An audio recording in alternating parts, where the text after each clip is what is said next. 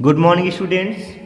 आज हिंदी में पढ़ेंगे संधि के प्रकार में स्वर संधि के बाद व्यंजन संधि। जिससे प्रीवियस वीडियो में क्या पढ़े थे, स्वर संधि। आज पढ़ेंगे व्यंजन संधि के बारे में। व्यंजन संधि, चलिए देखते हैं क्या है व्यंजन संधि। यदि व्यंजन के बाद स्वर अथवा व्यंजन आए, स्वर संधि में क्या पढ़े थे, यदि स्वर के बाद स्वर आए, लेकिन इसमें व्यंजन के बाद स्वर भी हो सकता है, व्यंजन भी आ सकता है, तो वहां व्यंजन संधि होती है। जैसे दिक प्लस गज, दिक प्लस गज, यहां पर व्यंजन टू व्यंजन तो दिग्गज हो गया। दिक प्लस अंबर, यहां पर व्यंजन टू स्वर, व्यंजन से स्वर, दिक प्लस अंबर दिगंबर।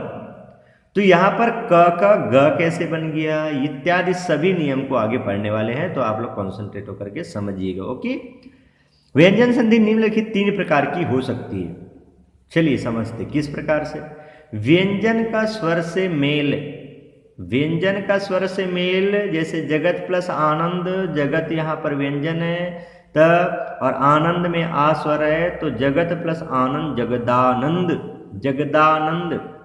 स्वर का व्यंजन से मेल हो सकता है, जैसे आ प्लस छादन, आ स्वर है यहाँ पर, छा व्यंजन है तो आच्छादन, च में कन्वर्ट हो गया। व्यंजन के व्यंजन से मेल, जैसे सम प्लस कल्प संकल्प, सम प्लस कल्प संकल्प। तो अब पढ़ेंगे रूल्स, नियम कि कैसे यहाँ पर दा हुआ, चा हुआ और सम प्लस कल्प संकल्प हुआ, इत्यादि का भी नियम पढ़ने वाले हैं, तो आप लोग कॉन्सेंट्रेट होकर के समझिएगा। ओके, व्यंजन संधि के नियम व उनके उदाहरण। तो चलिए अब नियम की ओर चलते हैं। यदि किसी, नियम नंबर 1 है, यदि किसी वर्ग के पहले व तीसरे वर्ण के बाद कोई स्वर आए या वर्ग का चौथा वर्ण आए या य र ल व ह में से कोई आए, तो पहले वर्ण का तीसरा वर्ण हो जाता है। आप लोग सब जो है थोड़ा डाउट हो रहे हो, डाउट माइंड में, कुछ बच्चे के माइंड में डाउट चलना चालू हो गया। क्यों? क्योंकि ये फिर आप लोग बोलेंगे कि वर्ण क्या है, वर्ग क्या है। तो चलिए पहले वर्ग को ही समझ जाते हैं। ओके, वर्ग को समझ जाते हैं, फिर ये बहुत इजी हो जाएगा। वर्ग क्या है, कितने वर्ग में डिवाइड किया गया है, 5 वर्ग में। कौन कौन सा? तो चलिए नोटबुक वर्ग के माध्यम से समझते हैं। हिंदी वर्ण को 5 वर्ग के रूप में जो है डिवाइड किया गया है। कचट तप, जिसको शॉर्टकट में क्या बोलते हैं, कचट तप। क वर्ग, च वर्ग, ट वर्ग, त वर्ग और प वर्ग। तो क वर्ग में क्या क्या हो जाता है, क ख ग घ अंग। च वर्ग में च छ ज झ इय। ट वर्ग में ट ठ ड ढ अड़। त वर्ग में त थ द ध न और प वर्ग में प फ ब भ म। तो ये 5 वर्ग हो गया। ओके, तो चलिए देखते हैं अब आपका जो नियम से मैच करते हुए।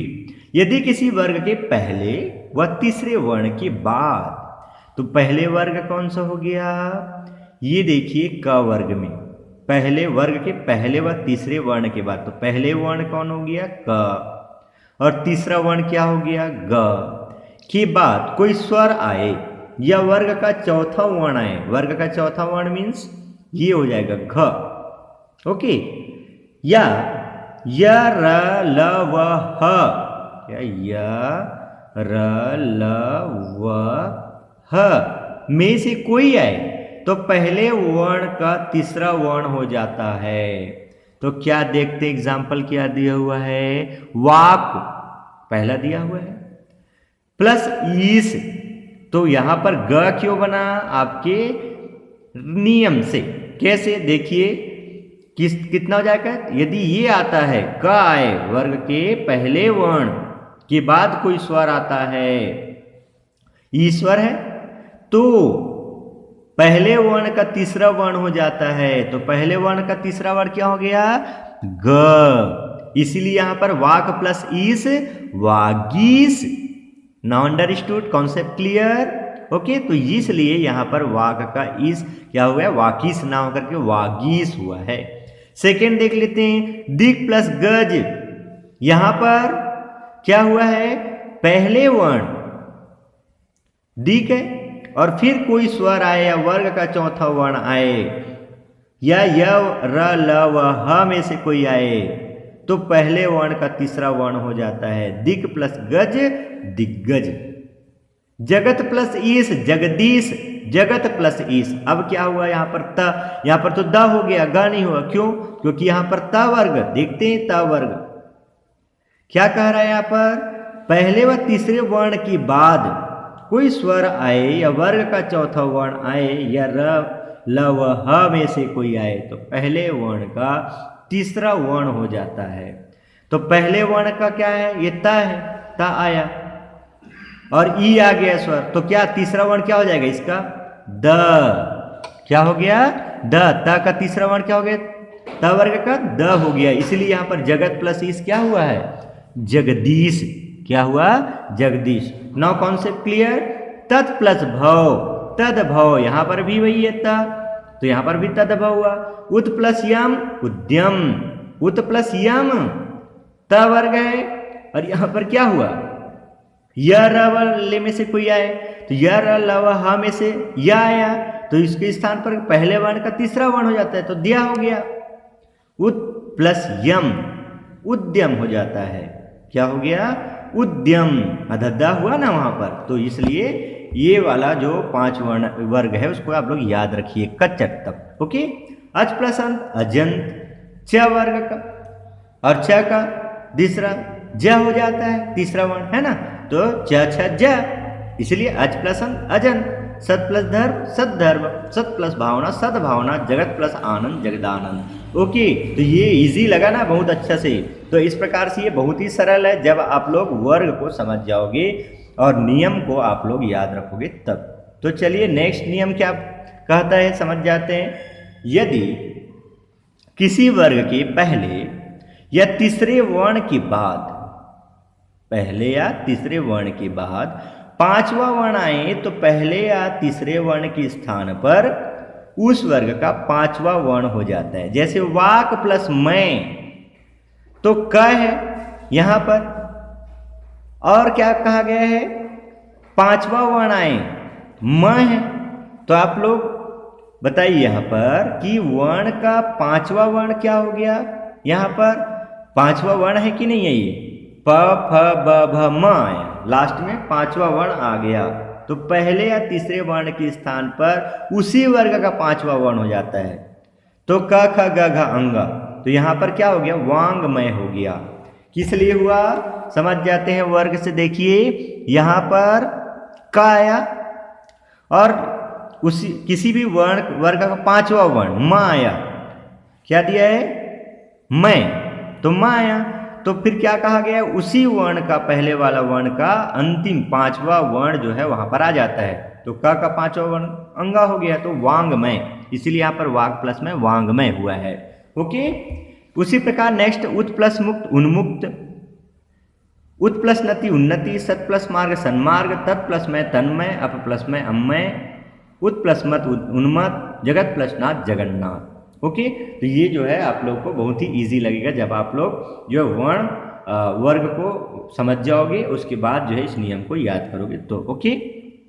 नेक्स्ट, यदि त के बाद छ या स आए, किसके बाद, त के बाद, तो दोनों के संयोग से त का छ हो जाता है और स का छ हो जाता है। जैसे उत प्लस चारण, उच्चारण, लिखा है ना, त के बाद च है, तो छ या स आए तो दोनों के संयोग से त का च हो जाता है, तो यहां पर भी त का च हुआ है, तो उच्चारण, अदा च हो गया। उत प्लस छिन्न उच्छिन्न, सत प्लस चरित्र सच्चरित्र, शरत प्लस चंद्र शरत चंद्र, उत प्लस श्वास उच्छ्वास। यदि त या ट के बाद ज झ आए तो दोनों के संयोग से त का द है ना, संयोग से त का द या ज हो जाता है। जैसे सत प्लस जन सज्जन, उत प्लस ज्वल उज्ज्वल, विपत प्लस जाल विपत जाल, सब में ज हो गया। ओके, त और द यदि आए तो उनका भी क्या हो जाता है, ज हो जाता है, जैसे विपत प्लस जाल विपत जाल। ओके। नेक्स्ट है, यदि त के बाद ट या ड आए तो दोनों के संयोग से त का ट हो जाता है। जैसे देखिए तत् प्लस टिका, त के बाद ट आया तो क्या हो गया, दोनों के संयोग से ट हो गया, तट टिका, ट हुआ। बृहत प्लस टिका बृहत टिका, अच्छा ट हुआ। नेक्स्ट है यदि त के बाद ह आए तो दोनों के संयोग से ह का द और ह का ध हो जाता है। जैसे तत् प्लस हित तद्धित, उत प्लस हत उद्धत, उत प्लस हार उद्धार। यदि त के बाद ला आए तो उनके संयोग से त का ला हो जाता है। जैसे तत् प्लस लीन ला आया तो तल्लीन, तत् प्लस लया तल्लया, उत प्लस लास उल्लास, उत प्लस लंघन उल्लंघन, उत प्लस लेख उल्लेख। यदि म के पश्चात क चट तप आए कचट तप तो म के स्थान पर उसी वर्ग का पांचवा वर्ण अंगा य ड़ न म अनुस्वार हो जाता है। जैसे सम प्लस कल्प संकल्प, सम प्लस तोष संतोष, सम प्लस गति संगति, सम प्लस गम संगम, सम प्लस चय संचय, सम प्लस जय संजय, सम प्लस दे संदेह, सम प्लस देश संदेश, सम प्लस भावना संभावना, सम प्लस पूर्ण संपूर्ण। 9 नंबर नियम देखते हैं। यदि म के बाद य र ल व स ह आए तो म का सदैव अनुस्वार ही होता है। जैसे सम प्लस योग, म के बाद या तो अनुस्वार में कन्वर्ट हो गया संयोग, सम प्लस लग्न संलग्न, सम प्लस वाद संवाद, सम प्लस सार संसार, सम प्लस हार संहार, सम प्लस रक्षक संरक्षक, सम प्लस सय संशय। ओके, याद रखिएगा इसको। नेक्स्ट है नंबर 10, यदि किसी भी स्वर के बाद छ आए, स्वर के बाद कोई भी स्वर के बाद यदि छ आता है तो स्वर के बाद और पहले दोनों के बीच च का आगम होता है। जैसे अनु प्लस छेद अनुच्छेद, संधि प्लस छेद संधि छेद, वि प्लस छेद विच्छेद, तरु प्लस छाया तरु छाया, परि प्लस छेद परिच्छेद। नंबर 11 क छ वर्ग के साथ केवल स ही रह सकता है, अतः संधि करते समय स अथवा विसर्ग का भी स होता है। जैसे तप प्लस चर्या तपश्चर्या। ट वर्ग के साथ केवल स का ही प्रयोग होता है। जैसे धनु प्लस टंकार धनुष्टंकार। त वर्ग के साथ केवल स का ही प्रयोग होता है। जैसे न कि स या स का, त के साथ स का ही प्रयोग है, ट के साथ ये षटकोण के स का प्रयोग है और च के साथ जो है संग के साथ ये वाला प्रयोग होगा। तो त के साथ देखिए नस्वर, जैसे नस्वर नस प्लस नस्वर प्लस नस इजिकल टू वर दस्तूर दस, नस प्लस वर नस्वर, ऐसा है ना। और 10 प्लस तूर दस्तूर, इस प्रकार से। ओके, नेक्स्ट है नंबर 12 र री स के बाद यदि स्वर आए, क वर्ग या प वर्ग का कोई वर्ण आए, पांचवें वर्ण आए अथवा च व ह में से कोई वर्ण आए तो न का ण हो जाता है। जैसे राम प्लस अयन रामायण।